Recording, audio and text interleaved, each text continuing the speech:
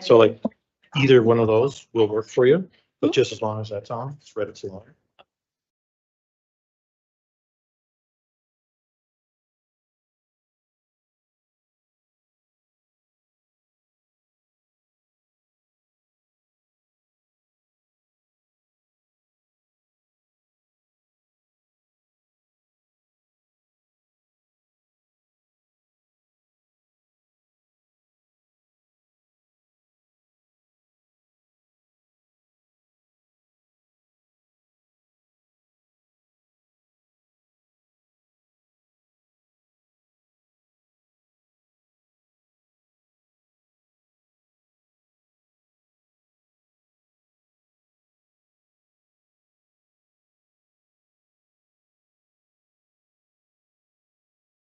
So folks, I'm without a gavel, but I'm going to call us to order. If we could come to our seats and. Oh, thank you. Where was it? Oh, they hit it. Okay.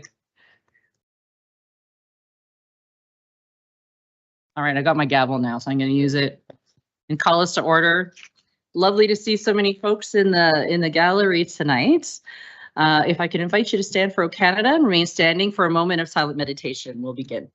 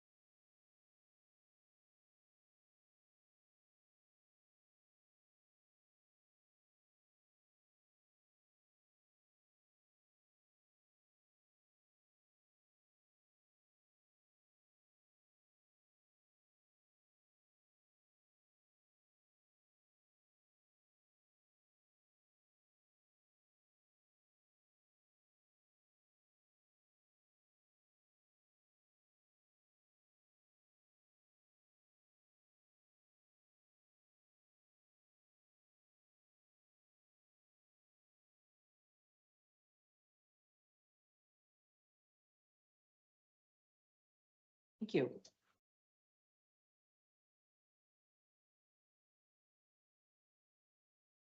Okay, attendance, please, Madam Clerk. We have all in attendance. Thank you. If there's any disclosures of pecuniary interest, we can make that statement now when the item arrives on our agenda this evening. So we have a list of consent items here with the agenda and the minutes. Our motion is that council approve the following consent items 6.1.1 and 6.1.2. Is there a mover and seconder? Thank you, Councillor Lowe and Councillor Ferguson. Any comments? Seeing none, all in favor? Thank you very much. And this brings us to the delegation from the Almonte Civitan Club. You want to come on forward? Nice to see some Civitans in the audience tonight too, or the gallery.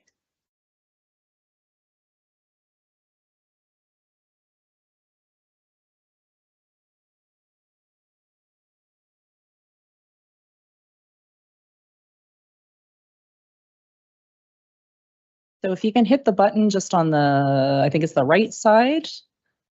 There you go. Okay. So you'll be live on the air with us now. Means everybody at home can hear too. First of all, thank you for having the Almonte Civic Club come and give you an update on our accessible community playground. My name is Brenda Fairburn. I'm a Civitan member, and I'm presently the chairperson of the fundraising side of the program of the park. I'd like to introduce Margaret beside me. She is a local fundraising consultant that we've hired to help us restructure our campaign, but more importantly, raise us some money so that we can build the playground in a timely fashion. I would like to provide you with a brief overview of the project, as you can see on this slide. Our plan is to build a fully accessible playground on land adjacent to the Civitan Club, the community hall in Elmont. Our draft design is shown here, and the features include both accessible and inclusive play spaces where families and caregivers, all generations and abilities, anyone can gather here to play and enjoy the time spent at our facility. Our plans aligns with and supports the Mississippi Mills multi-year accessible plan, the 2023-27 strategic plan, as well as the recent community service master plan. We all share a vision of a more inclusive Mississippi Mills, and the Elmont Civitan Club is getting closer to meeting our goal of building an accessible community playground. I will hand it over to Margaret to update you on our plan. Thank you. Can you hear me? If you can do the same, if you can put your microphone on and maybe pull it a little closer, just pull it down. There. Okay, sounds good. Next slide. Well, as you probably know, the Elmont Civitan Club has been working hard on these plans since 2024. They have done a great deal of work, and they've recently brought me on board to help with the fundraising. While the total funding goal for the project is a bit daunting, the current totals are very encouraging, and we are pleased to say that as of a couple of weeks ago, we were officially at 46% of the funding in place in the bank. But what that means is we do still have to raise over $450,000. So how will we reach the goal? And we're going to do a bit of a campaign restart. So there's a lot on here and I'm not reading it, but it does speak to next steps. The timeline is that I have been working since February to update the story. And you have this new document, which is our case for support. It's hot off the presses. It's just stapled in a corner. Normally it would be a full booklet, but I managed to get it for you today. The only other people who've seen it is a slight preview at the Civitan Hall. So in addition to doing research and helping produce this case document, I've also started a series of community consultations to meet with individuals and organizations locally and regionally to seek their input and insights to guide our fundraising campaign. Going forward from here, the Elmont Civitan Executive and the Playground Committee will execute the project planning. I'm not proud of that. While I'm working with community volunteers, maybe even some new non-Civitan member volunteers will come on board to help tell the story and raise the money. We will be working hard over the summer to raise community awareness of this project. So to raise the funds, we're doing grant applications. We're asking individuals and organizations for funding, as well as developing proposals for sponsorships and partnerships. So today, I really wanted to leave you with this one thought, that we're moving forward and that this project offers a unique opportunity for a community-led and municipality-supported partnership that creates lasting public benefit for residents and visitors of all ages and abilities. So we do have a few minutes for questions, if you would like. All right, well, thank you. It's the most succinct delegation we've had in a very long time.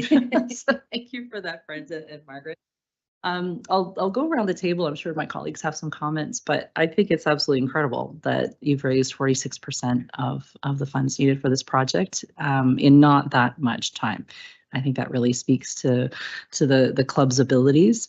And if I could offer just something I've noticed is that you don't boast enough about how strong the club is. And why I say that, I might not have this quite right. Is the Almonte Civitan Club not one of the largest in the areas? See, that's what I actually thought. Thank you, Rod. I think that needs to be part of the story because I have heard, and maybe it's folks who aren't familiar with the Almonte Civitan, maybe are familiar with clubs in other areas that don't have as strong a capacity, that don't have the long-term viability. But I think that's part of your story too, to point to how strong a club it is, how big a club it is, how many sets of skills are in the club. But I think that's part of the story is just boasting how good you are at what you do. And I think that's part of the long-term success of the project. Then it's not just that it's going to get built and it's going to be great for a few years. It'll be built, it'll be cared for, it'll be stewarded by that club. So I wanted to offer that as a comment, but also as a warm suggestion, if you might consider that in telling your story too, because I think you as the club is a big part of this too. Thank you. I welcome that and I will add it to my notes. Maybe I need to update my quote that's in there. Maybe that's what we need to do. I don't know. Any comments or questions around the table? Yeah, Councillor Ferguson. Yes, thank you. Very brief presentation, but effective. You mentioned you're going out to talk to regional reps, but I also look here and families currently travel between 2 to 4 hours to access an inclusive playground. That in itself speaks highly of it, I think, because you take 2 to 4 hours, you're a fair distance from Almonte. So where do you go as far as your regional reps is canvassing and that type of thing? Right now, I've been booking meetings with leaders in the Mississippi Mills area. We probably should go as far as Smiths Falls and up the valley. I'd like to talk to some people in Ottawa. This will be an addition to tourism as well as accessibility. At the moment, I have about 12 meetings booked with local people like Robert Eves at Carebridge, getting those local partnerships in place. They've already been conferred with in the last couple of years. Ron has set the stage for this, and now I'm trying to formalize some things. So we could go a lot further. We only have so much time. Thank you. Councillor Lowe. Thank you very much, and thanks for the presentation. I'm amazed actually that you've raised, I'm going to call it 50%, because what's 4 little percentages at this point? And 50% is like hundreds of thousands of dollars. So it's pretty incredible. What the mayor was mentioning and what you were saying about reach out. Jenna Suds has been somebody, she's a federal representative in Canada West End. She might be a good contact in terms of people that she has connections with that could help you. Her residents would be coming out here to use the facility. So that would be a good idea. That's great. Just idea. thought. Thank you. Well, you know, when you talk about people who don't blow their horns enough, I think you should look at Councillor Ferguson, who has some pretty good connection at Valley Heritage Radio, and they reach a good portion of the Ottawa Valley. So when we're thinking about how far will people come, I think you only have to reach out across the aisle there, and maybe you're going to find a good spokesperson, perhaps, you know, for the project. But I wanted to know 2 questions. One is, is there, are you 100% or nothing? And like, will you wait until you have 100% of the money before you go ahead? And the reason I ask this is that around this table, when we've had large projects from the community come before, and I'm thinking specifically about the skateboard park. They had I think they had a $500,000, $500,000 plan. When they got to 250,000, they built $250,000 worth of equipment, that type of thing, because they realized that they weren't the Civitan Club, but they realized that they were not going to be able to get any further. Do you think, have you thought about that in your thoughts? And I do have a second question after you're finished answering that. Sure. But I think that I've been tasked, my contract is to raise that $468,000. So the goal is to get to 900,000. However, there's a lot of other work that has to happen. So Brenda may be able to speak to that. I can speak to it briefly. The design and the construction of the park is sort of a key turn thing. Because of the materials that we are going to use in the park as our base, you have to build that all at the same time, and the equipment goes on top of that base. So it'd be very difficult to add something. I mean, it's never impossible, but that always just costs so much more money. Yeah. So it's better to have it all in place so that we can put the playground on top of the materials that we have and go from there. That doesn't mean we can't add things to the park like picnic tables, shade trees, that kind of stuff. But the playground itself should be constructed at one go. Excellent. Thank you. And if I could add to that, since I've come on board, the entire plan has been shifted out a year. The goal was to build it in 2026. So we're going to go for 2027. Well, you've done amazing things to get to 50% funding, you know, like hats off to you guys. That's a lot of pies to sell. A lot of pies. Yeah. But my second question is that do you have an ask for the municipality? And maybe you're not going to answer it right this minute. Maybe you're going to send it in writing, but like, I don't see an ask here. I just see, do you want to be a partner? But if there is something specific, I would like to know what the specific ask is, but maybe not today. Maybe today, I don't know, maybe after everybody's finished their questions, but I didn't see that there was an ask in the presentation, but you probably have something in your mind, so. The goal of today was to give you the update and to tell you how far we've come. But I will say the partnerships with the municipality and other significant partners in the region are probably the only way, along with some really good grants, that we're going to be able to get to that total. So I would like to be able to put forward a partnership proposal before the end of June. It will be a multifaceted proposal, not just an application for funding. It could include some capital funding, but there are a number of other elements that would also equally strengthen this project. So I hope that by the end of June, it will be okay for us to submit a proposal. So maybe I'll just, I turn to the clerk, actually. Just one thing for all of us in the room to be kind of conscious of is council will be in recess in July. We're back, what is it, the second week of August, I think? Early in August.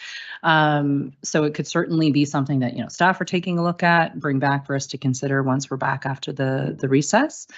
And why I was turning to the clerks is I don't know if something like this would have restrictions, because we're coming up to the election and we'll likely be in a lame duck situation, which means we're limited to the types of things we can do. I don't know that an agreement or some kind of a partnership would fall into that, though. I just want to make sure we're all on the same page while we're all in the same room. No, it's anything over $50,000 is what you're restricted to. Okay. But discussions on partnerships and that sort of thing would not have any, okay. And lame duck, if it comes in, will be after August 21st. Yes, the nomination date.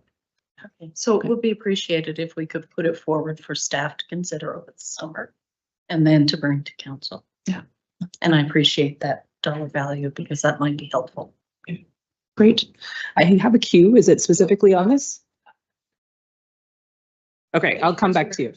I'll come back to you. Counselor Suter? Hi. We were sitting here 2 years ago when Ron and Brenda came with this very, very interesting and ambitious plan. And the first thing they said was, we're not asking for money. And you haven't asked for money yet. But you did say you were going to make grant applications. Have you been turned down up to this point on grant applications? Was the fact that you were applying absolutely independently as a Civitan club a factor in those refusals? Don't know if that was a direct factor. I think there were quite a number of proposals, grant proposals submitted. In some cases, the proposal wasn't really a fit with the funding being offered. We were fortunate enough, and we would appreciate continuing to have letters of support from the mayor and from local organizations.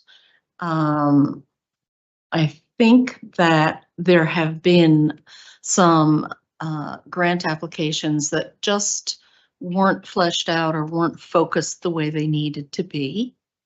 And also, now that we're getting to a point where there's a greater success level, it makes the ask more credible. So I think going forward, I've got a base to build on. All the work that Ron and the whole team have done has given me a base to build up. So I've only submitted one grant application so far for the EASE grant with the Government of Ontario. But we hope to be able to put in a Trillium grant even in January when that next deadline comes up. And there may be, we may get some help from a grant writer to make sure that that is top notch. And subsequent question, do you now have the ability to write tax receipts for donations? Because originally you did not. But We do have the ability to write tax receipts. And we will give them to anybody who gives us a donation. And we have issued them. The Almont Civitan Club itself is a not-for-profit. It does not have its own charitable status, but Civitan International does, and Civitan International in Canada does. And Ron has made the arrangements so that the charitable number for that organization is used by the Almont Civitan Club. well, that's very good to know, because when you're approaching other charities, you need to have that ability, because the law is such that charities have to give to charities. And the way around it is sponsorship and partnership. Okay, thank you. And I just like to add too, because I've had a lot of breakfasts and a lot of lunches and a lot of pies. And I am in awe of how much you people do for this community. Thank you. Yeah, one meal at a time, eh? We're gonna get this thing done. Got it. Deputy Mayor. Yes, thank you very much. Great presentation. And I know that you couldn't have picked a better project to put your time and effort into. It's really astounding actually to see what work being done, and you're accommodating people that are with the struggle in life to get. So kudos to you, and make sure you put in an application for a grant for the Lanark County this year, okay? So Yes. make sure you do On that. the list. On the Okay, thank list. you. Councillor Lowe? All right, perfect. Yes, go ahead. Yes, absolutely.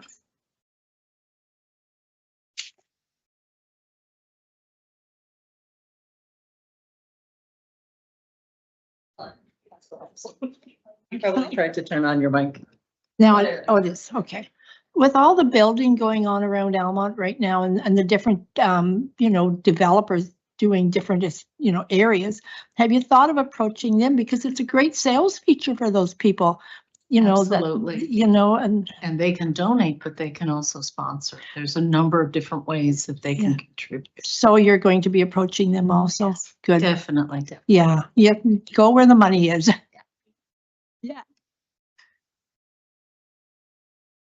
Well, Brenda and Margaret and the whole backup band back there.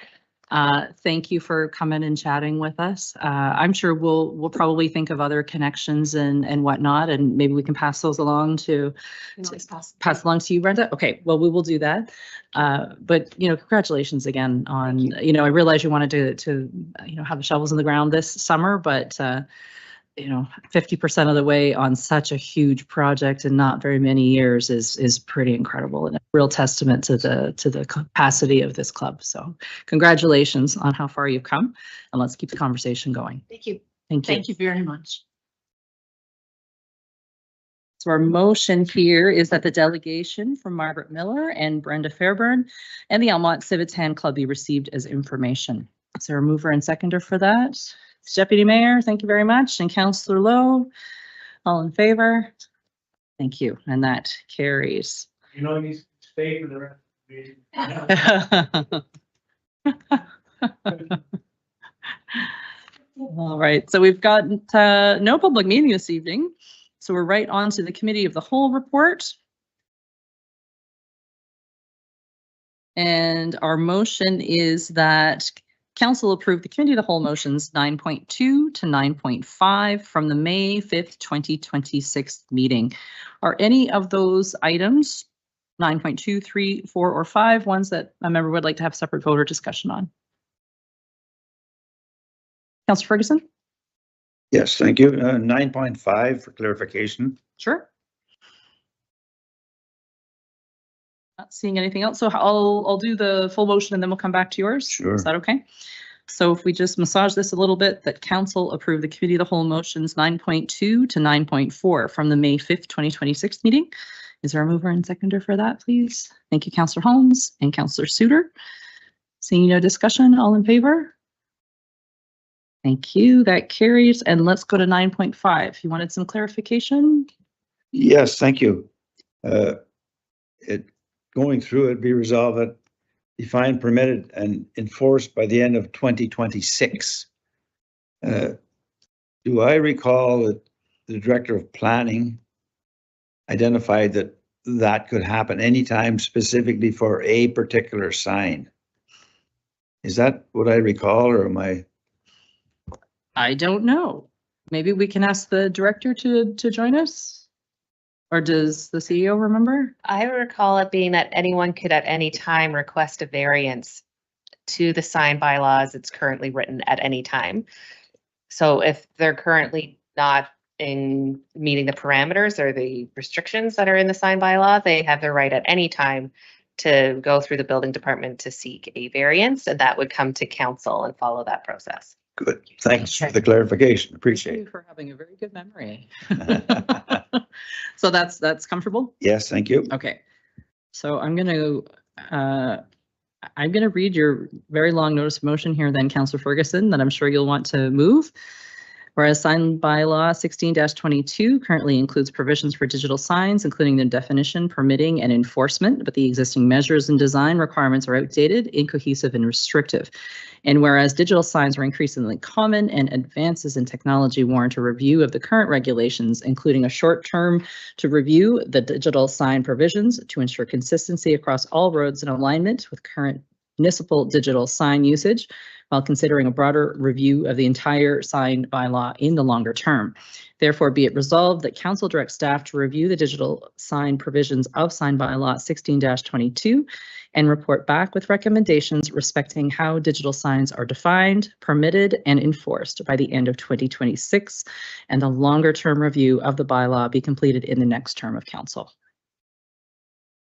Okay, you'd like to move the motion?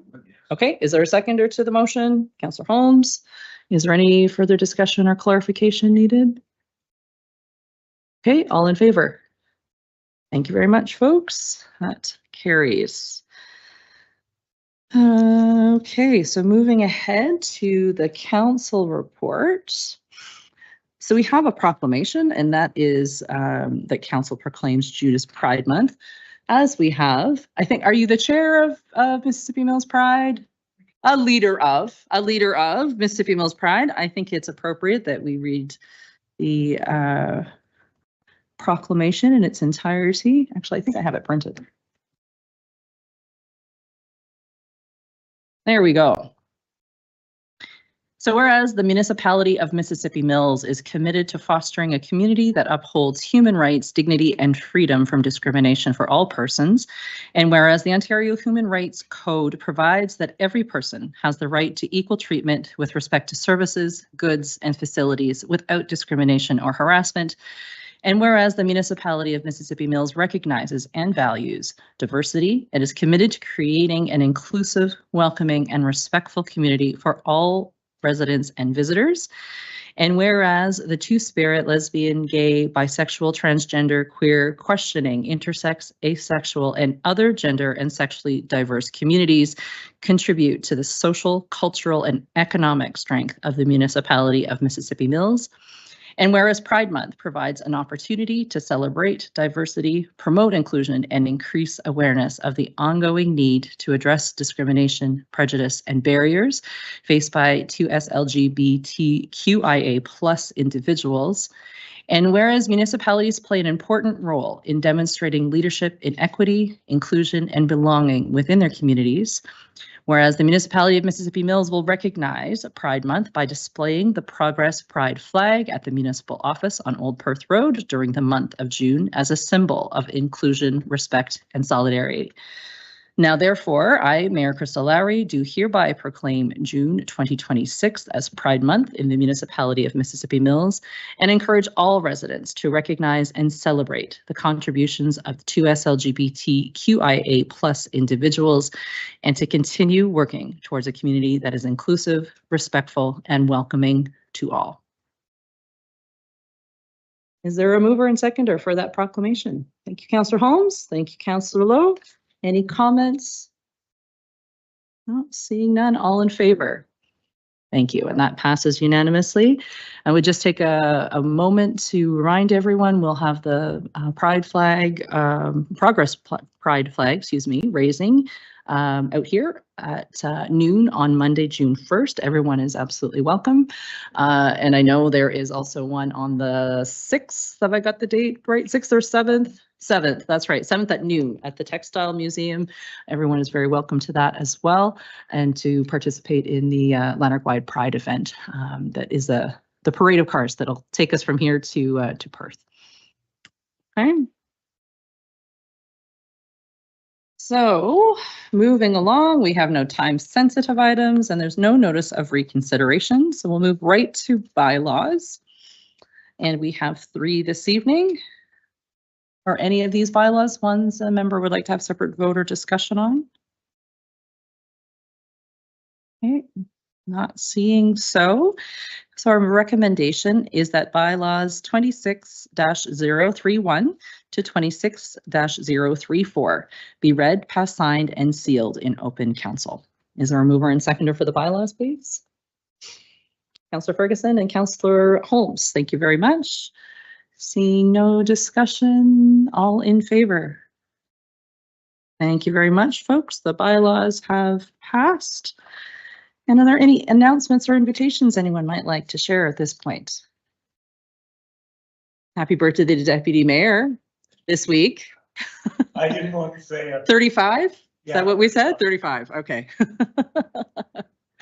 Any other announcements or invitations that anyone would like to share? Yes, Councillor Suter, I knew you'd have one. I just remembered. The Hub is celebrating its 52nd birthday on Friday, May 29th. Free cake. Lots of free cake. And the cake cutting will be at 11 a.m. Also, 95% of the inventory of the store will be on sale for 52 cents each. Oh, Friday, May 29th.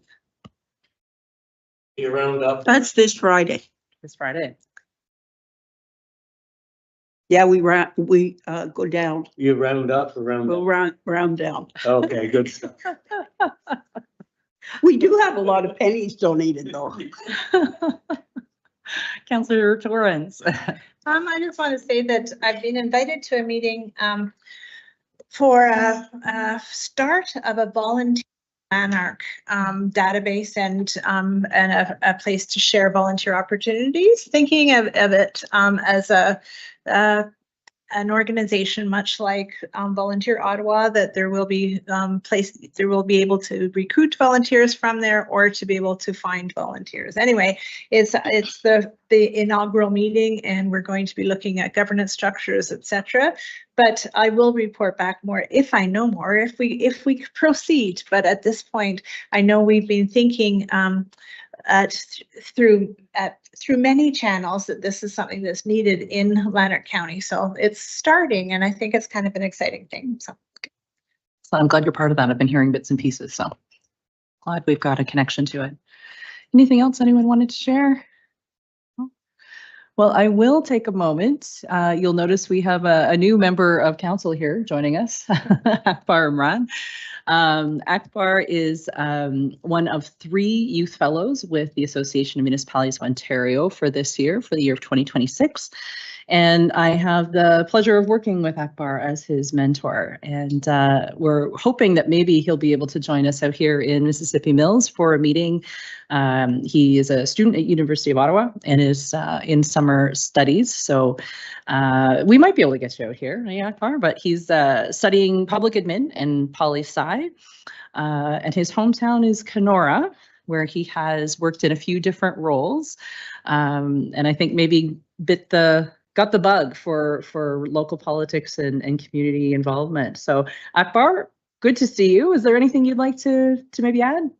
No, not a whole lot, but just thank you so much, Your Worship, and the entire council for having me. It is indeed a source of profound joy and learning to have been able to observe today's council meeting, and I do hope to join you in person sometime this summer, very soon. So thank you so much.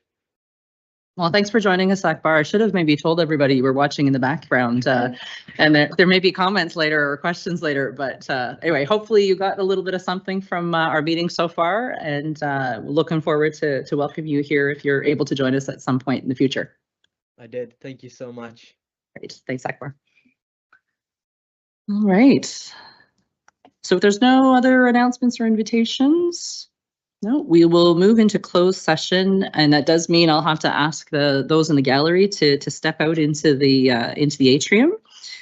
Our motion to move into closed session reads that council enter into an in-camera session at 6:37 as per advice that is subject to solicitor-client privilege, including communications necessary for that purpose. This is Municipal Act Section 2392F, and a proposed or pending acquisition or disposition of land by the municipality or local board, Municipal Act Section 2392C. Is there a mover and seconder, please, to move into closed session? Moved by the Deputy Mayor, seconded by Councillor Ferguson. All in favor? Thank you. So we're in closed session, and I guess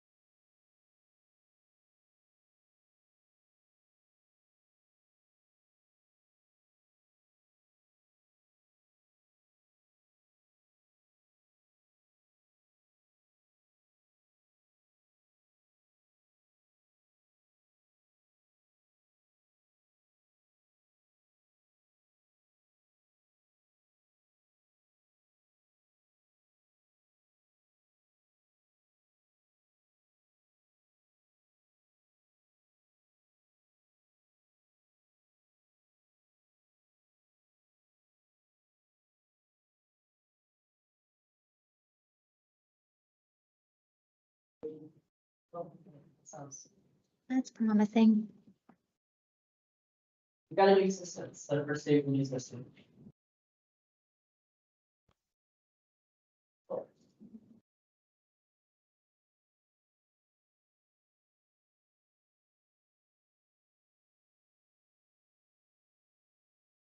Are you ready to pop up? The camera. Okay. That's potato salad and around the belly. Yeah. That's action. Okay, we need to cook off because my mom's potato salad is. Oh, there we go. Okay. Just a second. Sweet talker. Maybe she'll go. Yeah, we're good. We're good. Oh, we're good. All right, so the Verizon report from our closed session on item 14.1, legal matter, council was updated in closed session. And item 14.2, potential land sale, council provided directions to staff. And just before we go to the confirmatory bylaw, realize we forgot about the community potluck that's happening in beautiful Pakenham Village this Saturday. It's Rammstein, 4/7. It's potluck. So bring your red potato salad and bring your own chair and utensils. It's, I think, a lot like the one we've had in Outline a few times, and they're trying to Pakenham and the Wilson Brothers. You're going to be providing. It's June 6th. Yeah, June 6th. What did I say? I think you said this time. Sorry, yeah, for a week this Saturday, right, week this Saturday, we're still in May. Yeah, so June 6th, put that on your calendars as well. It'll be a lot of fun, and I think everything we can do to try to support Pakenham while the bridge is closed is a good one.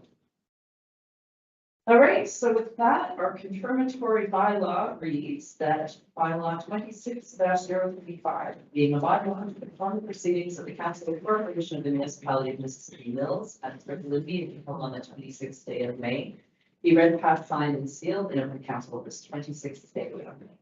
Is there a word second for these? Waiting for that big hats to come up. Move by Captain Forrest, since councilors here. All inclusive. Thank you, and adjournment. So we are adjourned at 7:03. Thanks very much.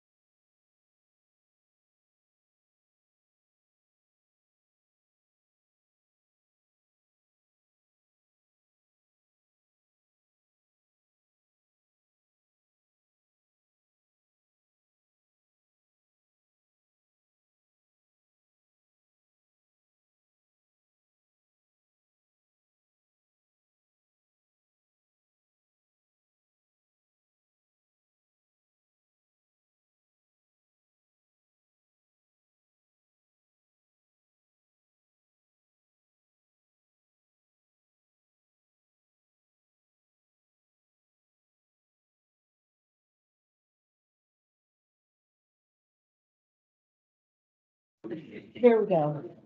So now I'm controlling everything by that computer. I don't like it. Share. This is reloaded that. No, you didn't. We did. Right there. See? See, you can't do it. It's not our computer.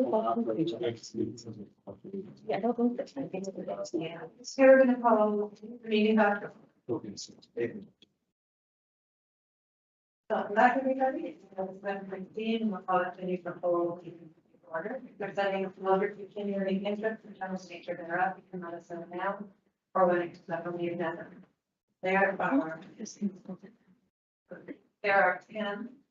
are 9 consent items tonight.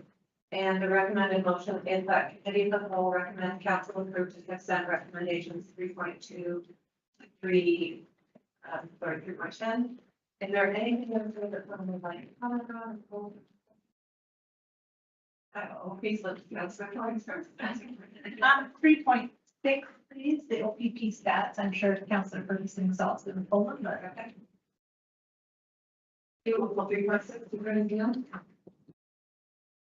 Okay, so the updated motion then will be that we recommend that council approve the 3.2 to 3.5 and 3.7 to 3.7.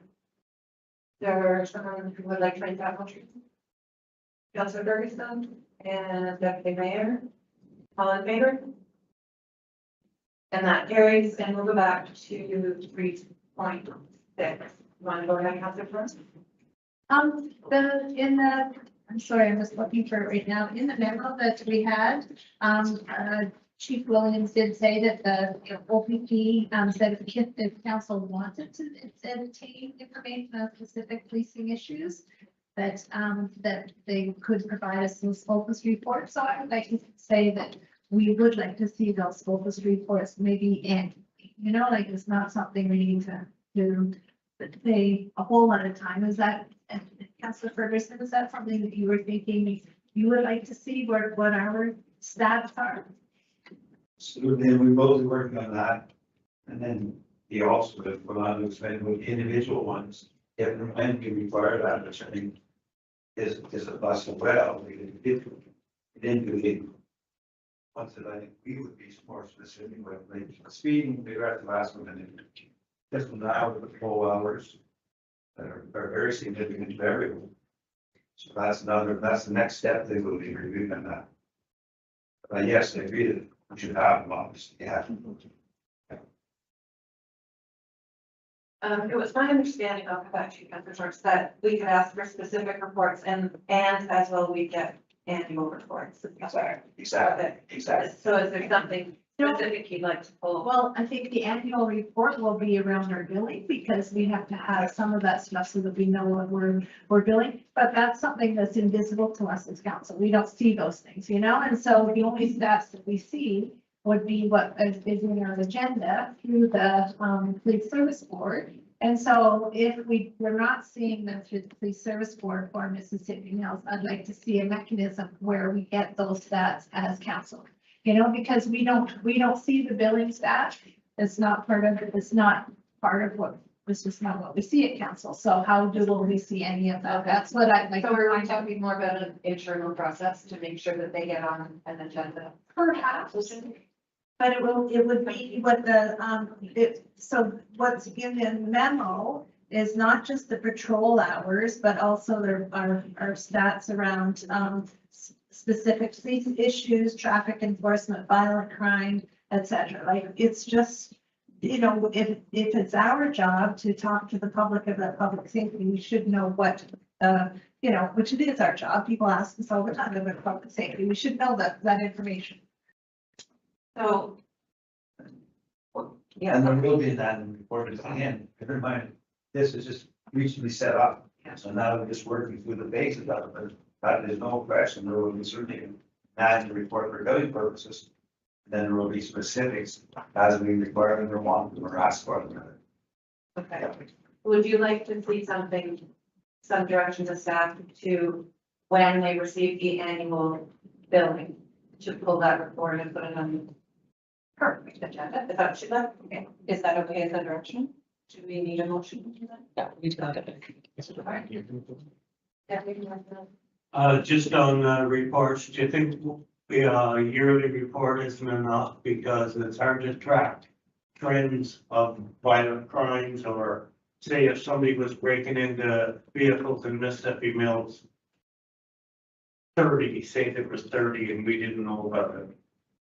We could have put it on the website to log their truck job. Just that it's hard to track trends of criminal people. Absolutely, but again, that's where the very specific ones are available to us. In addition to the annual report. So that if we want one of these things very specific to us, we can certainly ask for it, and will be provided.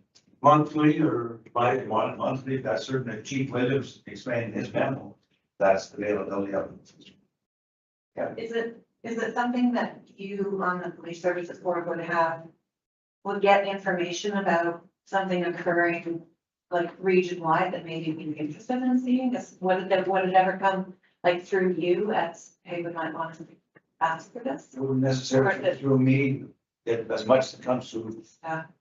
Council, the CEO, and as along with the minutes as well. Right. It gets sent to the clerk. I guess that's what you're- Yes.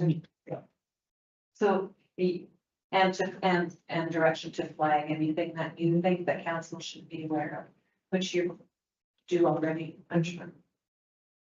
Is that what you're saying? All right. So then we'll go back to 3.6, and the recommendation is that maybe the whole recommend council approve 3.6 staff memo read local OPP stats. Remove that one. That's our choice. And Becky and I thank you all in favor. And that carries. Very much. We have no consultant reports. The first staff report tonight is your reallocation of funds for well 7 and 8 and well 9 and 10 projects. And we have Director Knight with us. Oh, very good. Thank you.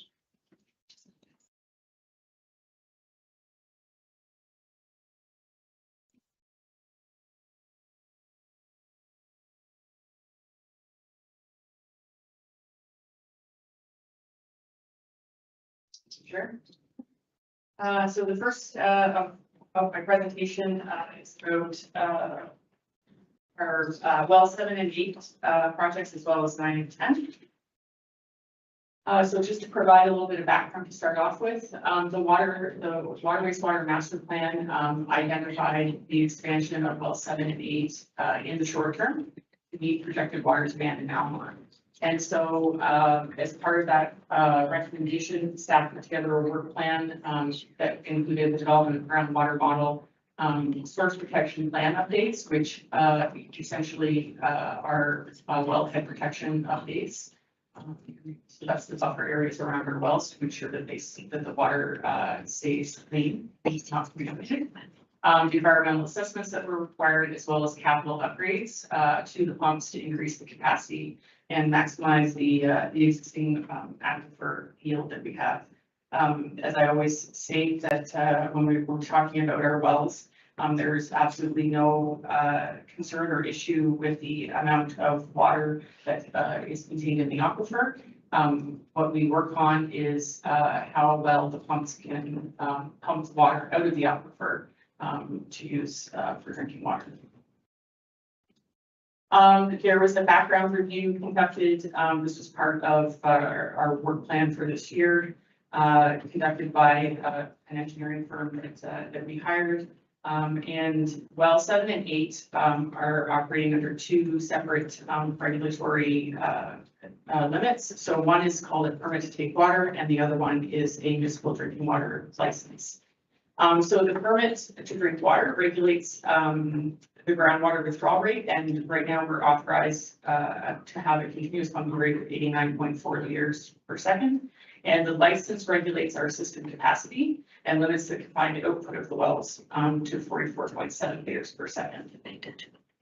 So obviously there's a discrepancy between the two regulations and what we're permitted at this time.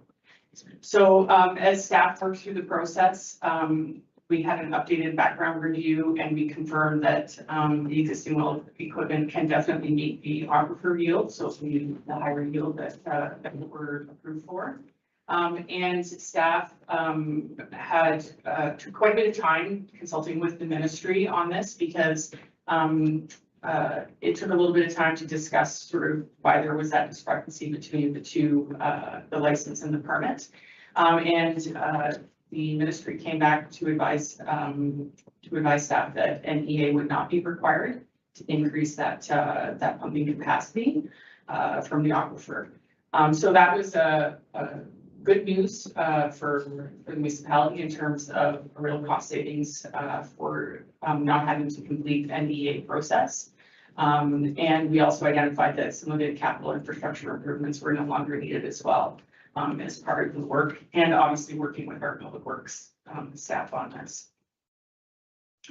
So the original budget for wells 7 and 8 was, so there was 550,000 approved in 2025, an additional 250,000 approved in 2026. We are proposing that those remaining funds, because we no longer need them for the environmental assessment process, be transferred to the project for wells 9 and 10, and that would be to accelerate that process a little bit. The next presentation and topic that we have talks a little bit about where we're at in terms of our capacity of our wells and our sewage treatment plant. The wells 9 and 10 are definitely on track in terms of what the master plan predicted, that we will need more water in the midterm.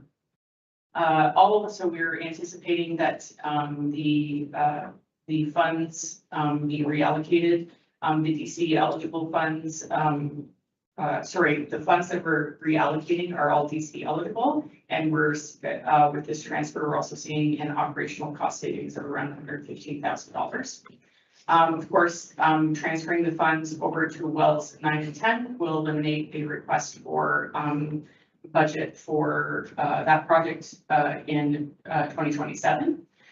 So essentially we're requesting that we use the funds for wells 7 and 8, put them forward to wells 9 and 10. If this opportunity didn't come forward now, in 2027, it would be seeing a request for significant dollars in about the same range, hundreds of thousands of dollars, in order to start sort of the process to get to ensure that we have wells 9 and 10 online in the midterm. So, and just to highlight, the master plan did recommend, obviously, that we start looking at wells 9 and 10. Again, we still have to do an EA for the new well site. So that's part of what we'd be putting that money towards. And then there's some more capital costs that would come in future budget, and that would be for the drilling and the installation of the actual wells 9 and 10, once all of the technical studies have been completed. So in terms of where we're at with the project, if approved tonight, our next steps would be to apply to amend our drinking water license for wells 7 and 8. So that's to align with the permit amount. Transfer those remaining funds for wells 7 and 8 to wells 9 and 10. Like I said, for the future, to be able to start that midterm planning for wells 9 and 10. Start the groundwater model update. Also start, again, this is like a multi-year project, so we have to do site selection and the EAs for wells 9 and 10. And then also update our source water protection plans for wells 7 and 8. So those are our wellhead protection areas. I do want to highlight that our source water protection office has worked really closely with staff and the ministry in terms of figuring out a solution with the misalignment between the permit and the license. And they were satisfied with the ministry's exemption, I would say, I guess, of the EA, as long as the municipality committed to making sure that we do that source water protection update as soon as possible. So they were quite pleased to see the report in the agenda. And I'll leave it there, Chair, with recommendation on the screen. Thank you very much. Councilor Cruz. Yeah, just one minor question, do you already have at least an area of town you're looking at? Or wells coming in ten? Through you, Chair, Councillor Suter. Generally speaking, we're looking on the same side as we're near well 7 and 8 right now.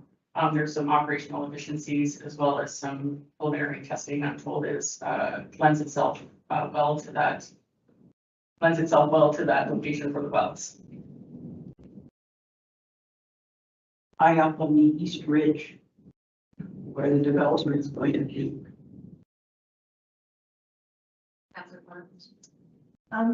Well, I think that this is such a good news story. It's fantastic. I'm really happy to see this, Melanie.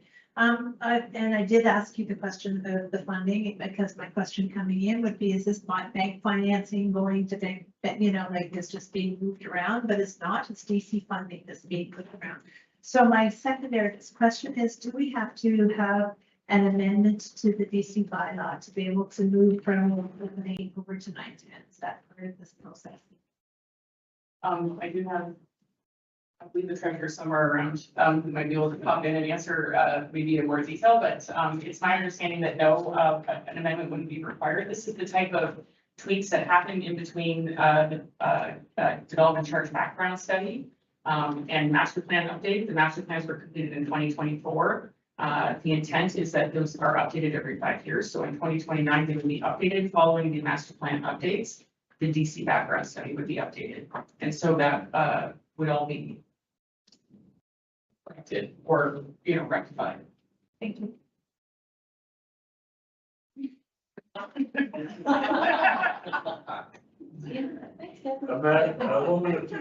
That's what you call a walk-on. Any other questions? Yes.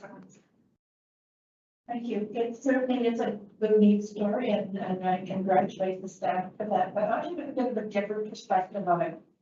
I'm looking at all the different studies and we started out with the master plan and it was almost a desperation situation. And I have to congratulate the staff again because you have done a wonderful job.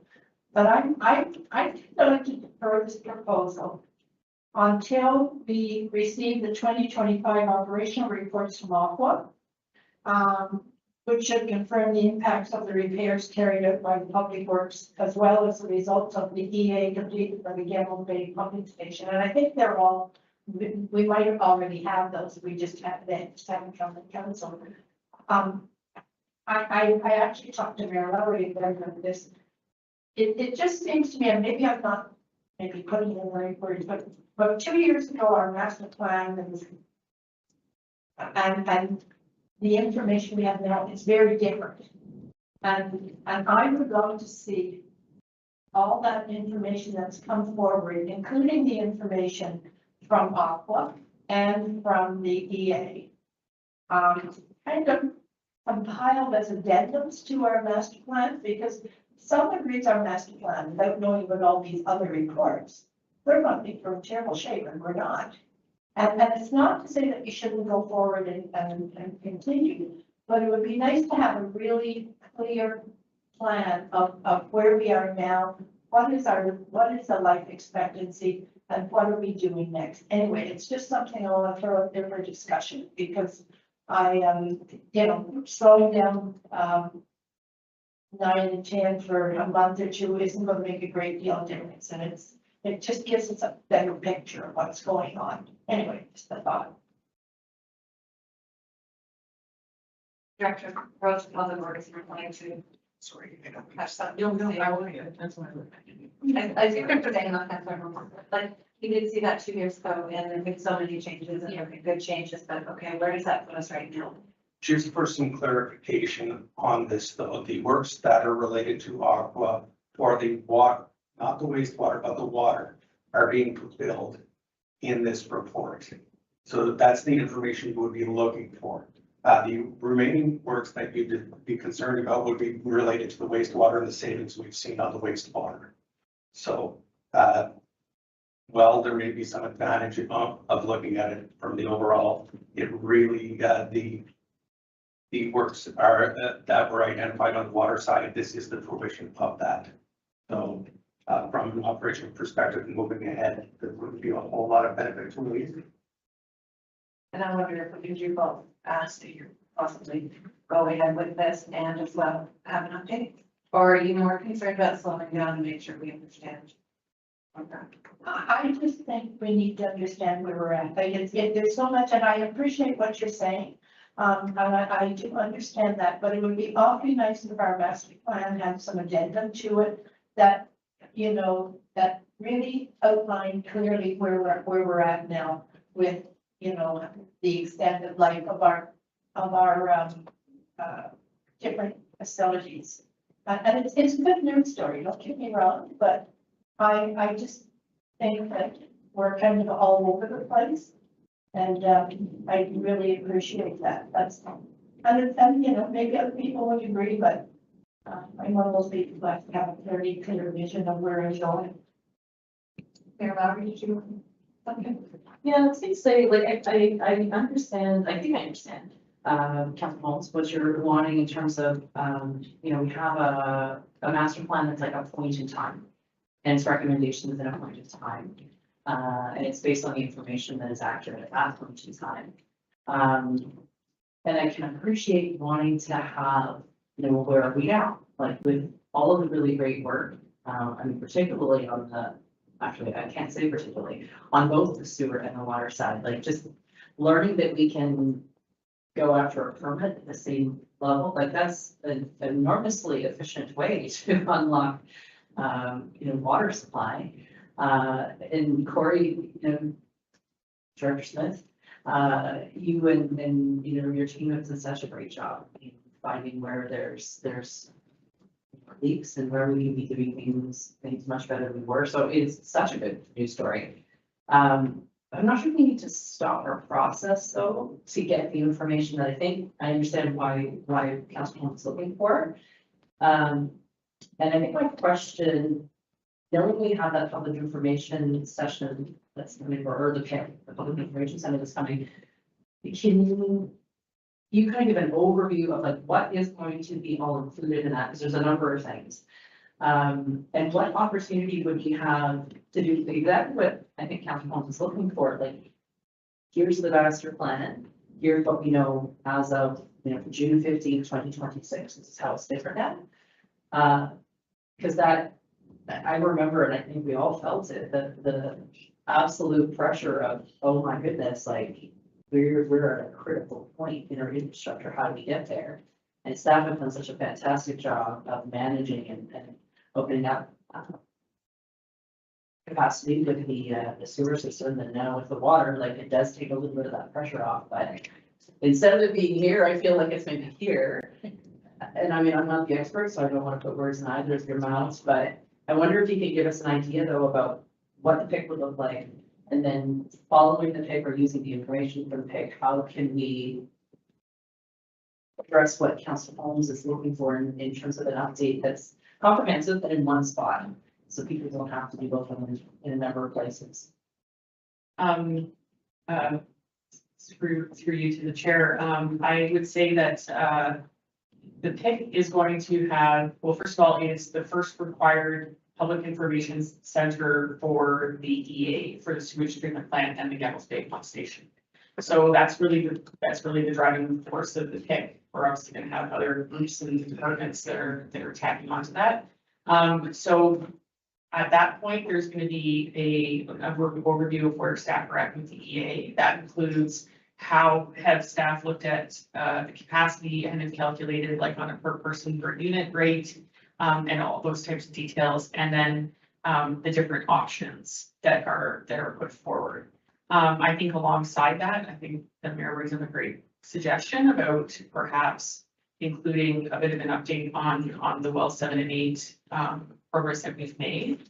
And then, so I think that's really the key point for June 22nd. I think we'll have a good framework about where we are and where we're at with everything. I would say, like, generally speaking, the master plan informs our calculation for our development charges and everything else, but the master plan does it at a certain level. right? They're looking at this kind of level. The type of detail that we've come forward in the last 2 years to council with the improvements that we've made, both operationally as part of Public Works, as well as some work that the engineering team has done in terms of the number crunching and things. That's the type of detailed work that a master plan wouldn't address anyways. They wouldn't go, it doesn't go into that kind of detail. The master plan is, I was think of it as equivalent to the official plan, you know, planning, whereas the kind of detail that staff are doing now with the engineering is more like the detail of like a zoning kind of, you know, really super detailed work. So I think after June 22nd, we'll have a really good idea. I'd say that, like, if there's hesitation in reallocating the budget, I mean, that's not really, I don't think gonna really change anything for staff at this moment, because we're still working towards the well 7 and 8 conclusion regardless.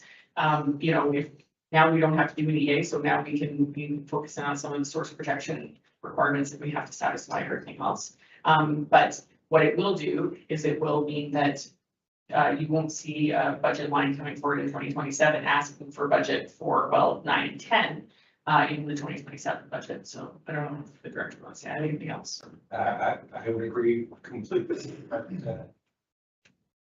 let's make all the record just stated. Go to Councilor Torrance and then we circle back.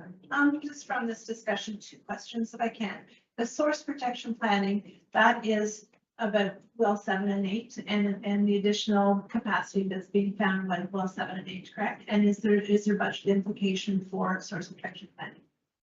There is a budget implication in terms of staff time. There is some groundwater monitoring that this needs to be done, because we basically have to look at those wellhead protection areas, which are big blobs on a map, and update those big blobs to make sure that we're protecting the right area around the well, now that we're drawing more water through the well. But it's not a substantial cost in terms of what we were talking about in terms of the $180,000. And the wells 9 and 10, I guess this comes to what I, you know, a non-engineering brain thinks about. We have right now capacity to flush well 7 and 8. We don't necessarily have capacity to flush wells 9 and 10. And so until we have finished the EA for the sewer part, we won't are we building capacity in the drinking water that we don't have capacity for in the sewage part? That's a great question. And actually I should have stated about what the short term and the midterm is. In the master plan, the short term is 2023 to 2028. So and then the midterm is 2028 to 2038. So well 7 and 8 were identified in the master plan, the improvements that needs to happen before the end of 2028. And then well 9 and 10 needs to happen sort of 2028 to 2038. But we know already that we need water to be able to support some of the development that we have going forward. So that we have approved already? Well, that would, if you add them all up together, like not that we've approved already, but moving forward to get us those 10 years, yes. So to answer your question, we're not, well 9 and 10 is not creating water that we're not going to be able to flush in the sewage treatment plant. I'm just, until we hear back from the EA about the sewer and knowing what the costs are going to be and whether we proceed or not, because we might not, are we getting ahead of ourselves with 9 and 10 about developing wells that we won't be able to use because we don't have the capacity to flush them? You know, that's the very simple way to migrate. Through you, Chair, I would say no, because the midterm is 2028 to 2038, and we already know that we have enough capacity in the sewage treatment plant to last us about the next 10 years. Any other question? Having said all that, I am in favor of going ahead. Councilor Suter and then Councilor Burns. Okay, I just caught that. We've got enough sewage capacity to go to 2035, 10 years. And that's, as I was reading this today and yesterday, this is not exactly like a fiction novel. But I was so reassured by the things that have been done and the actions taken to alleviate what seemed to be a crisis. And I just would really want to say thank you, and I think we're doing a really good job in this area.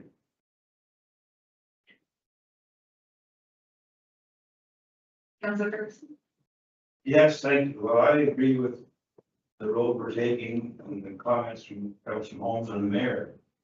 The one concern I have, and I'm not sometimes hard to confuse, but when I see words like may and approximately and projections, and then I look at our infamous 2048, and I look at people, will be approximately 500 people less, and then we come out with maybe plus 174, I do get confused.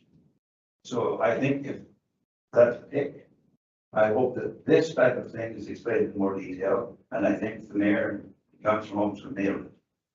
But I appreciate the work that's put into it, believe me, because they're significant, and we've said this many times before, there's a lot of work here, and it takes a lot of research to do it, but I think that and I'm hoping that the pick will certainly address that in the meeting. Thank you. A quick reminder for any of our friends who might be online, do we know now that we're on YouTube if anybody's watching? I think he may have had one. One person? Help us sign on. How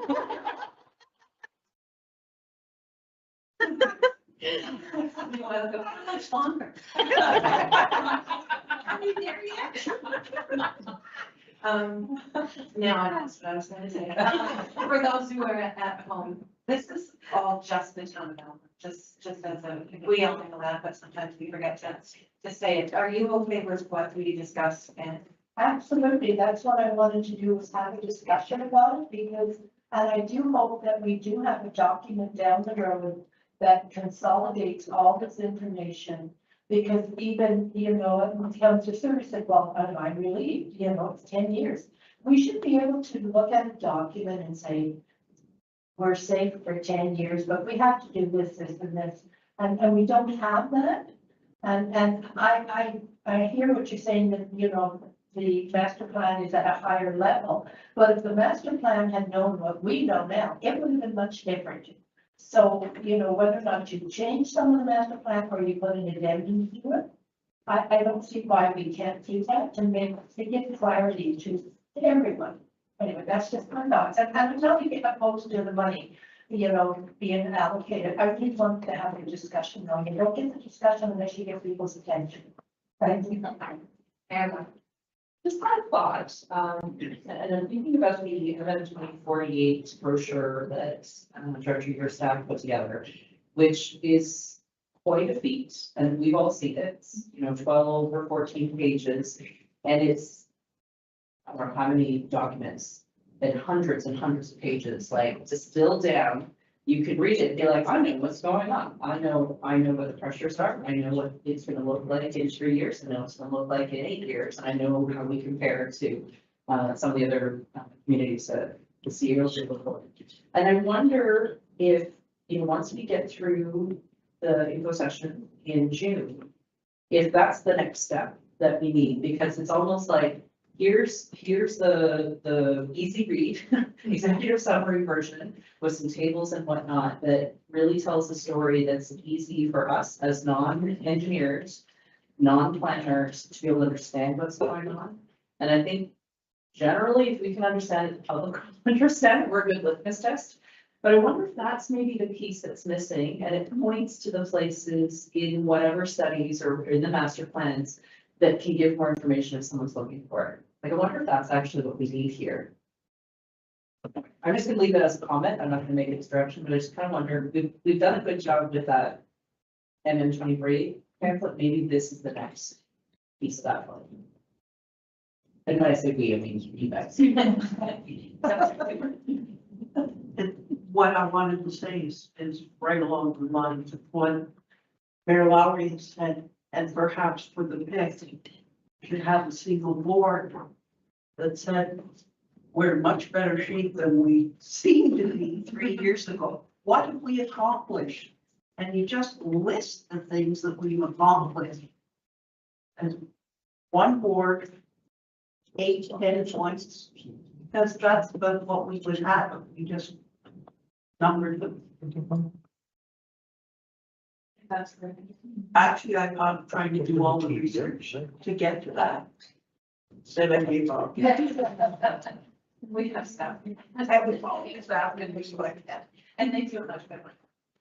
So are we okay with, to go with the motion? All right, so the motion is that committee of the whole recommend that council approve the reallocation of the remaining budgets from the well 7 and 8 expansion project to the groundwater model update, soil production planning wells 9 and 10, site selection and testing project. Is there a mover and seconder for that? Councilor Torrance and Councilor Suter, thank you. Any other questions? All in favor?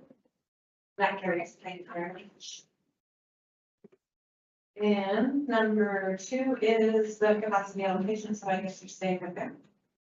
Back over to you.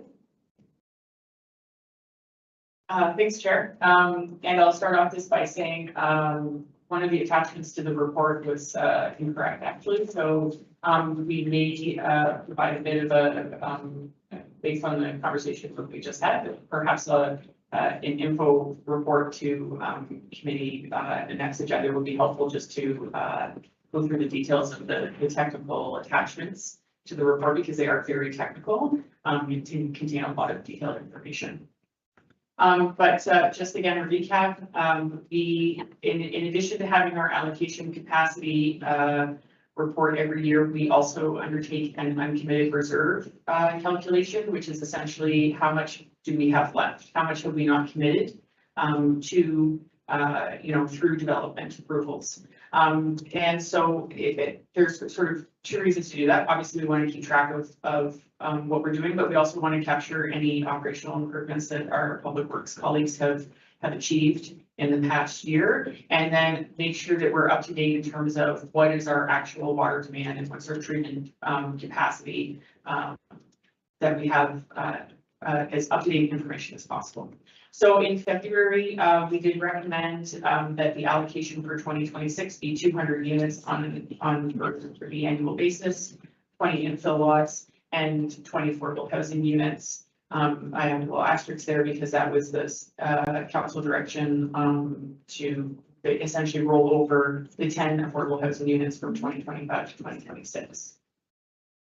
Okay, so on the screen, we have a list of our draft approved subdivisions. The ones on the left-hand side of the screen are the ones that are essentially not subject to our 200 units here allocation, and the ones on the right are. So as you can see, it's a large number of units, and it basically equates to about 8 to 10 years worth of growth and development. So when we look at the number of units and we equate those number of units to the actual number of people living in these units, and then compare that to our population projections, it equates to around 8 to 10 years worth of development. So that's where we're sitting right now. In terms of what we have left, so this is over and above. This is what we have left over after we've approved every development that we've seen so far. We are around 616 units for water capacity, of around 593 units for sewage capacity. Those are very specific numbers. Obviously, they will fluctuate over time as we annually update all of those factors that I just went through on the other slide. So additional opportunity definitely for development in Almont over and above, again, those draft approvals that we've already granted. But again, it doesn't eliminate that need for our well 7 and 8 or sewage treatment, or sorry, our well 7, 9, and 10 and our new sewage treatment plant within the next 10 years. We have that growth buffer, but we don't necessarily, we basically are still stuck with that 10-year horizon where we're going to need a solution. So the multi-year EA process that we have in place will continue. And then obviously our public works colleagues will continue to work on their operational analysis and report annually on how well they're doing to improve the efficiencies. I'll end there, I believe, with the recommendation on the screen, but happy to answer any questions. Thank you. Yeah, just, I was wondering the EA process on the sewage treatment plant, where is it at now? Is it half finished or, you know? Through you, Chair, at the June pick, there'll be basically a process update, but we're sort of at one of the first milestones of the EA process, where they've done a lot of the technical work and we're coming forward with options of, you know, what different types of options to choose from in terms of which path can be chosen. So they're very high level at this stage, but you will have a good understanding of where we're at the day. Because 10 years isn't that far away when you get. It is not. Thank you.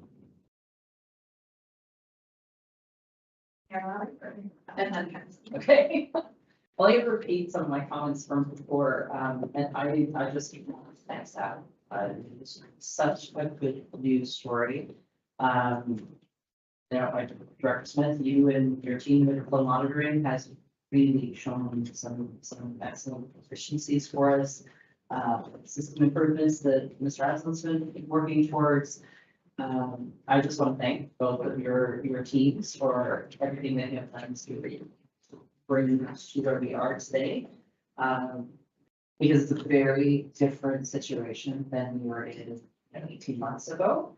And I'm just so pleased with the work that both of your teams have done. So I know I'm repeating a little bit what I said last time, but I think it goes on both sides of this discussion, those water. Thank you. Great. I'm really interested in the 20 affordable units. We didn't use any last year, so we rolled them over.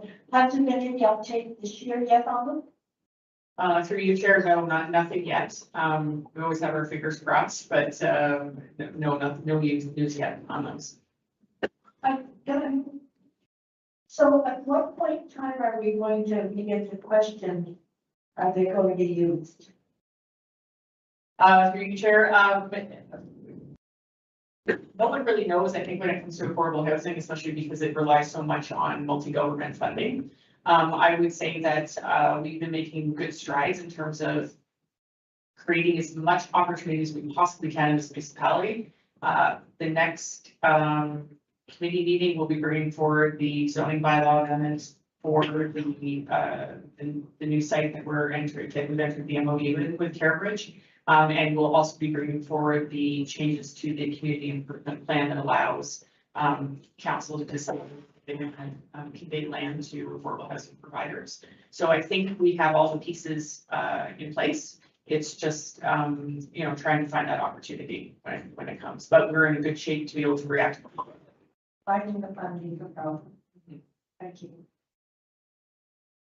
Any questions? Okay, the recommended motion is that committee of the whole recommend the council to recommend capacity allocation for 2026 to be administered in accordance with the capacity allocation bylaw 24093 and the policy contained in this report. Member Secretary, Councillor Torrance, and Councillor Deputy Mayor. All in favor? And that carries. Okay.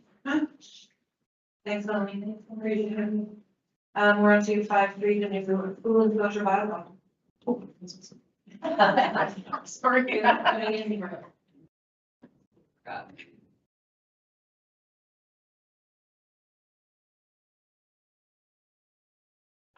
I do have a slide, but just to remind myself, Chair, of what's before you tonight. So this was a long overdue update to our pool enclosure bylaw from 2019. We did, so we're proposing to have repeal the old bylaw and replace it with the new one that's contained in the report. We've removed a lot of inconsistencies that we had and actually a bit of a contradiction with our zoning bylaw, so we solved those problems. And one of the staff directions, I believe that Councillor Ferguson had put on the had put on the table last year was to exempt hot tubs from the pool enclosure bylaw, and we hadn't done that with the caveat that they do have to have that lockable safety cover. So they still have to comply with the bylaw in terms of having a safety measure there. But other than that, they will be exempted, no fees. would be required or anything like that for the hot tub enclosures. If anyone's curious, it results in a very small, loss of revenue, of about approximately $1,000 a year, based on occurrence. Any questions? Okay, recommended motion is that committee of the whole recommend to council that the pool bylaw 1941 be repealed and replaced with a new pool bylaw similar in effect to National Bank. Mover and seconder, Councilor Ferguson and Councilor Suter. All in favor? That carries. Now you can vote. Different meeting. Okay. Public Works Environmental Annual Report. So we've got Zachary and Shauna with us. Sorry, Zachary, I always forget your role in environmental compliance. There we go. Over to you. So this staff report is a compilation of various environmental annual reports that come through the Public Works Department. This includes our landfill reports. We have 3 landfills, 2 of which require annual reporting. The third packing in landfills triennial reporting. So we can expect that annual report next year. This also includes our stormwater collection annual report, sewage collection system annual report, our water treatment annual report, as well as wastewater treatment annual.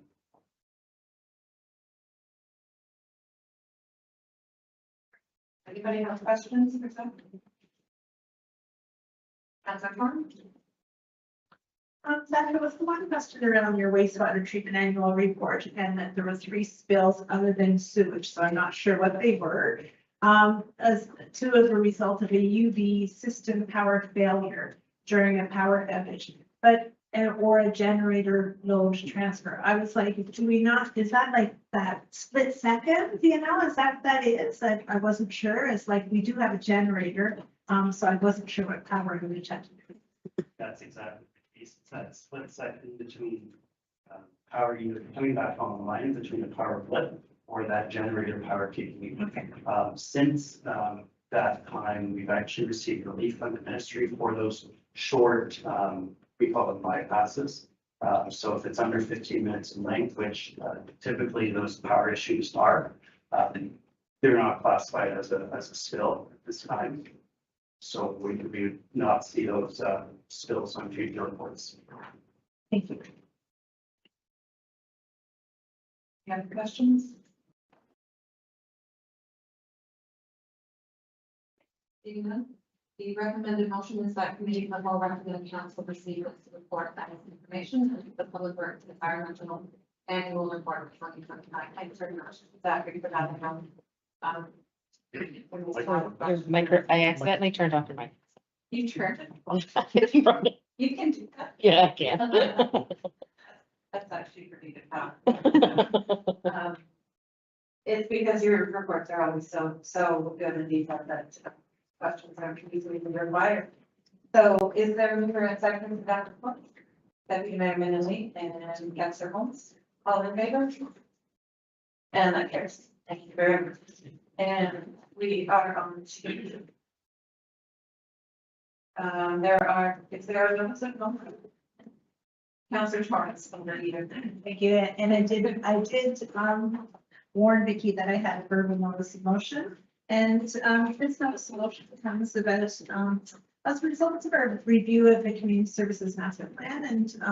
And if you look at the page of the community voice, it says that resident input is sought on proposed recreational facility in Carlton Place. So I have a notice of motion that whereas the municipality of Mississippi Mills has completed a comprehensive community services master plan, and whereas staff have prepared and presented a work for the completion of recommendations contained within the community services master plan, including a feasibility study for a pool in Mississippi Mills. And whereas the town of Carlton Place is actively working on plans for a regional recreational facility that would include a new pool, and whereas the 2023 to 2027 strategic plan identifies sustainable financial stewardship as a pillar, And whereas working with municipal partners to identify potential cost savings supports the pillar in the strategic plan, therefore be it resolved that council directs staff to reach out to the town of Carleton Place to request a meeting with the goal of identifying opportunities for joint planning for aquatic recreation infrastructure and programming that would benefit the residents of Mississippi Mills. So this would be a sooner rather than later plan, and I would think that we wouldn't even have to pay for if we were to be successful in some sort of discussion. We might not even need a feasibility plan in the future for. So that's my notice of motion. Thank you. Is there anything else we need to do for that? So the verbal notice of motions get brought forward on the next committee of the whole meeting. Thank you very much. Thank you. Great one. So quarterly reports, we have the projected services quarter one report for 2026. There are correspondence H1 through H5 for you to have a look at. Is there anything anyone would like to pull from there? Got the EOR monthly updates, that's Canada census. The letter from the Center for Israel and Jewish Affairs. Okay. Jane. Councilor Clark. It would be the Conservation Authorities Act, temporary restrictions. I don't know that I want to pull it. I just wanted to know whether or not there's our representatives had anything that they needed to report in the Conservation Authorities result of this directive. Well, I guess you were here the last meeting that, yeah. Excuse me. The thing is that, it's called into question the whole milk and tail issue. And, the staff were writing to the ministry to get some direction, and we haven't heard back, at least I haven't. They were hoping to have some response, but I don't believe that they will. So it's all still up in the air. Okay, I think that's good. Jen, are you okay with that? Yeah, so we'll move on to the mayor's report. Chair, I don't have a whole lot to report other than to share that I had a really good discussion with Bruce Banjoy. He is an interest to the east of us. And I was able to share some of the concerns that we talked about regarding also project.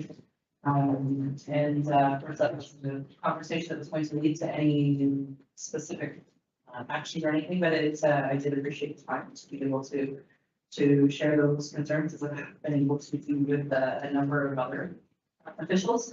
I thought worth displaying that, sharing that with you. I did have something I wanted to share from Norma and Abel kind of aspect. One thing is that I drove to Timmins and I saw people playing 2 moose. This was very exciting.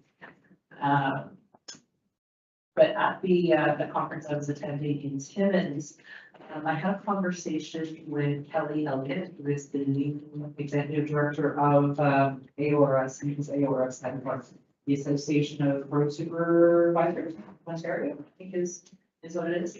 And I did not realize the level of harassment and abuse that some public works folks are taking. I mean, I think we're seeing incidents happening with all departments, and certainly not just in municipal government, it's happening across sectors. But I was really glad to learn about what AORS is doing to try and understand what the situation is across the province. And some of the examples she shared were just awful, absolutely awful. So I did have a conversation, just sidebar, with some of our staff to understand, what's happening locally. And I think there's more around things happening than maybe I realized. And of course, we have a staff member who's part of the association, so they're involved in sharing some of those situations. But just it really, like, you don't want anybody in their work environment to not feel like they're in a safe environment. And I was really glad to know that that Kelly is taking on that work and collecting data, and part of what it sounds like she's trying to do is have repercussions in place if you are, you know, harassing a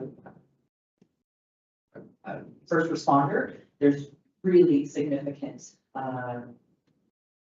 charges or fees and whatnot that can be applied. And I think that's one of the ways that AORS is looking at, you know, elevating the safety measures that can be put in place for our public works folks. So honestly, I feel like I'm pretty up to date with things, and this one really took me by surprise what some of the folks are experiencing. So I wanted to mention that just so there was an awareness, and I am really glad that our staff are part of the work that's going on there and have participated in those conversations. So, but wanted to mention it here. You know, I certainly saw in nursing, as you know, with the animals and with the nurses, and everybody, not everybody, but there's an element of there that feels that if you're a public servant, you're there to be abused. And it's really bad, and it's now trickled down to municipal employees. Like it's so pervasive all over. And that, you know, it's, you know, maybe part of it is that our world leaders who should be role models aren't. But it's really, really sad. Yeah, it's just not good. Thank you. Yeah, it's happening everywhere. It's happening everywhere. So I mean, maybe I was the fool to not think that it's happening a little bit more here than I was realizing, but yeah. One of the things road workers, I think, you know, their vehicles are in traffic, not really public facing, but they are, yeah, they are. Interesting. Thank you very much for that. Deputy Mayor, Council report. Yes, just a couple of quick things. We had planned a forest tour and it was canceled because it was last Wednesday and it was pouring rain all day. So they canceled it. It's going to be this fall. The forest update that we got was awesome. They approximately 1,600 acres, so everybody knows, and they manage it really well.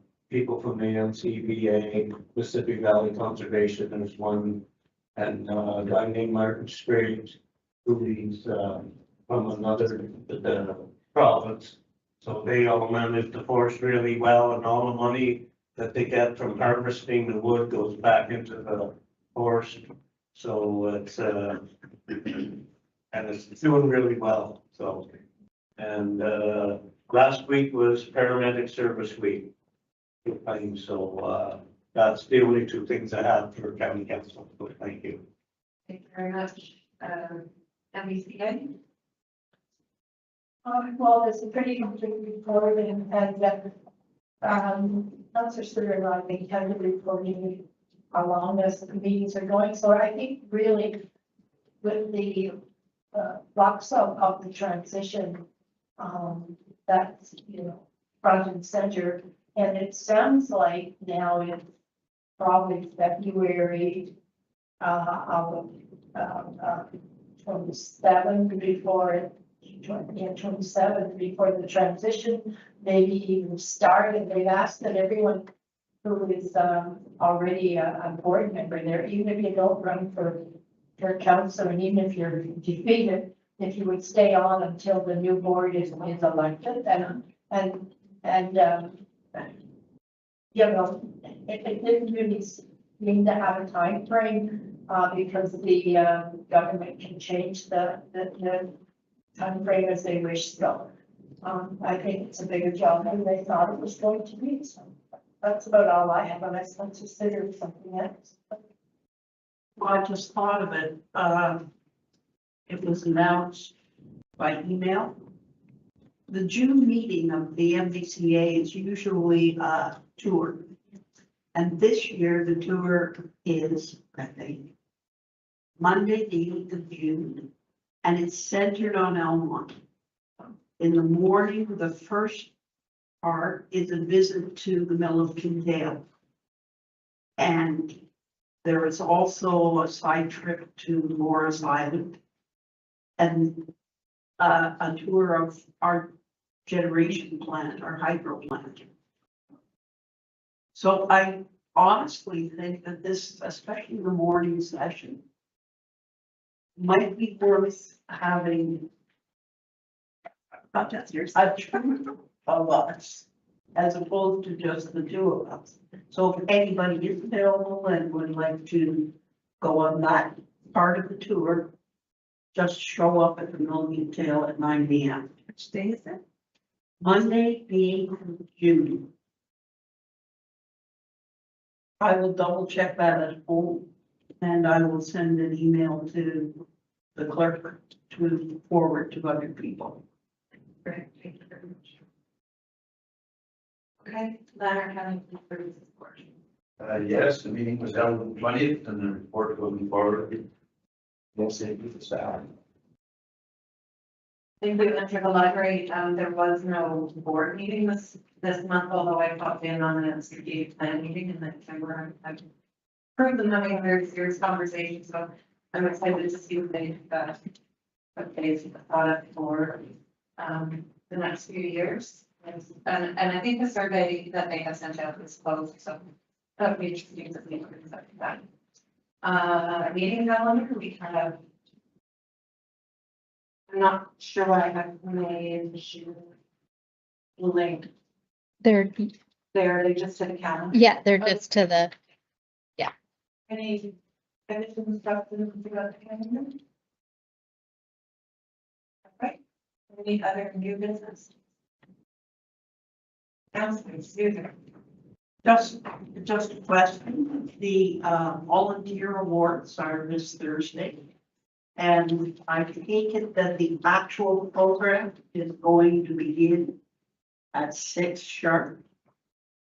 Okay. So, I guess we should be there by 1:45. 5 o'clock. I'll send us an email today. I made it for 5 o'clock last year, and I think it was the first year. Now that's rare. And their first year. All right, then we are adjourned. Thanks, everybody. Oh, wait, before we adjourn, thanks to the clerks for smoothly passing us over into this new system because we didn't really know. Nice to know you can shut us off. Yeah, I did. I shut off the president of OSU once. I know, and he kept talking because he didn't know. It was the best thing in the